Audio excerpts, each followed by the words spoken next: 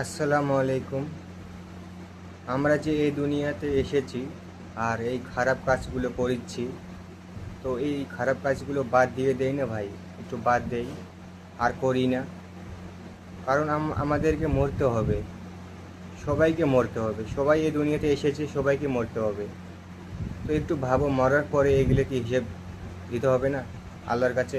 আল্লাহ কি হিসেব নেবে না যে তুমি এই দুনিয়াতে কীভাবে বেড়াচ্ছো, কীভাবে ঘুরে বেড়াচ্ছো? এই যে তুমি মেয়ের পেছনে দারু খাচ্ছ, এই মানে তুমি বুঝে গিয়েছো যে আমি কি বলতে চাচ্ছি। তুমি মুসলিম ধর্মে জন্ম নিয়েছো, আবার মুসলিম ধর্মকে মানতে চাও না। হায় রে মানুষ, তোমাদেরকে কি আর বলবো।